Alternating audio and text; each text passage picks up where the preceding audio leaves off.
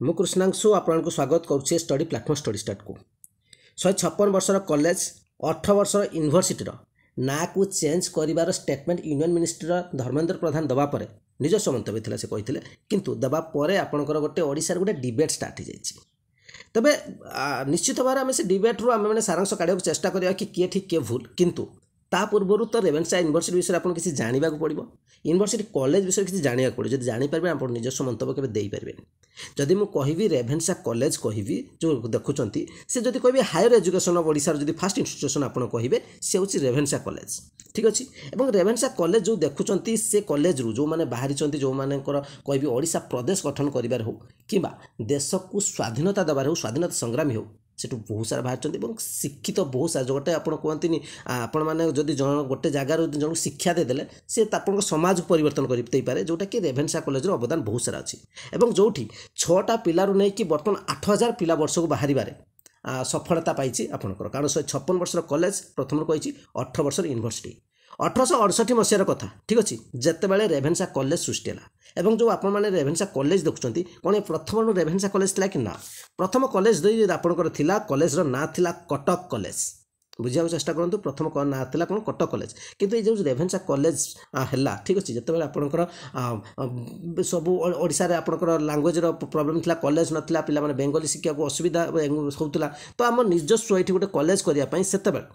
Thomas Edward Ravenshaw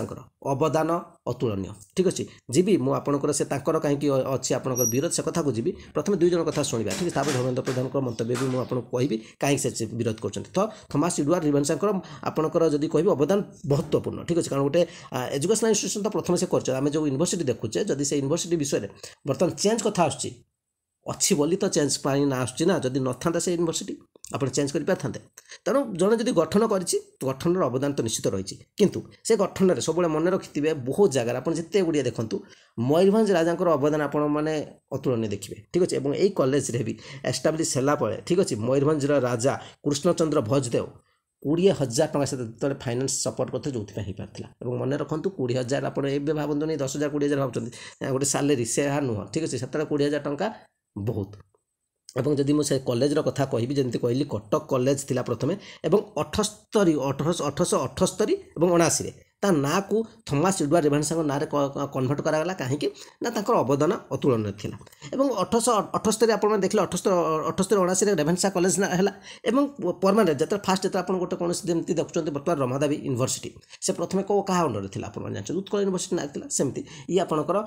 निजस्व माने permanent status नाला 1881 permanent status पाइला ठीक अच्छे और 2006 यूनिवर्सिटी परिवर्तन हो गला ठीक अच्छे ये रोचे आपंकर तार हिस्ट्री बर्तमान कथा होची पिला माने जेतेबेले आपण भाबंतु 156 वर्षर कॉलेज 18 वर्षर यूनिवर्सिटी रु केते सारा पिला बाहरथिबे और से पिला मानकर इमोशन कोन थिबो तेणु रेवेन्सा कॉलेज बा यूनिवर्सिटी गोटे केवल कॉलेज यूनिवर्सिटी गोटे ब्रांड से ठीक अच्छे जोटा कि समस्त इमोशन सहित जड़ित जोटा कि ना को किए चेंज करने को चाहते बर्तमान जी धर्मेंद्र प्रधान मंतव्य को धर्मेंद्र प्रधान मंतव्य हूँ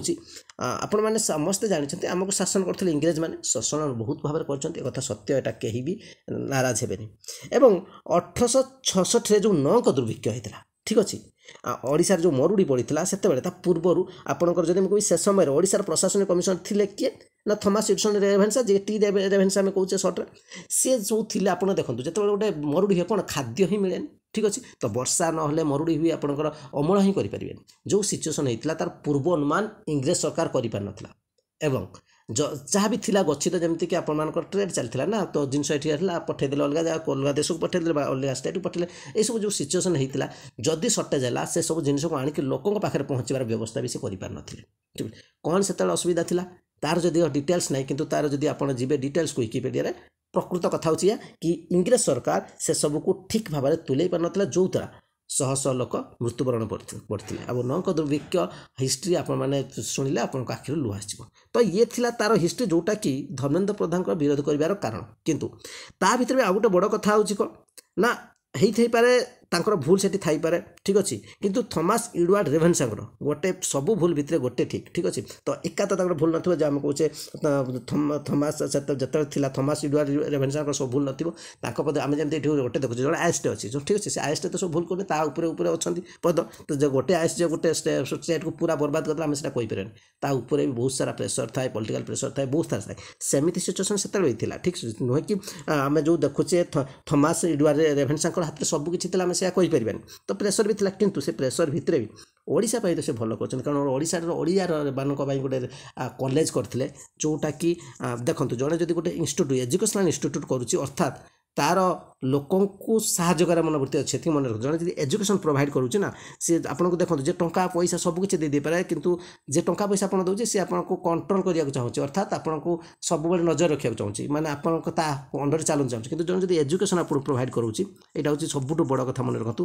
ଏଜୁକେସନ୍ ଯିଏ ପ୍ରୋଭାଇଡ଼ କରେ सी हूँ चाहे कि पूरा समाज को परिवर्तन करा जड़े जड़े जब गोटे फैमिली एजुकेटेड है आप फैमिली परिवर्तन नुहे कि जॉब करी ठीक अच्छे एजुकेशन माने नुहे जॉब जड़े एजुकेटेड है समस्त जिते एजुकेशन पाई समस्त जॉब कर माने एजुकेटेड है से परिवर्तन कर इनकम सोर्स बहुत जना पड़ो ठीक फुल जापर ठीक अच्छे और समाज को परिवर्तन कर से तो एजुकेटेड है लोक मान विरोध आसला कि आम गोटे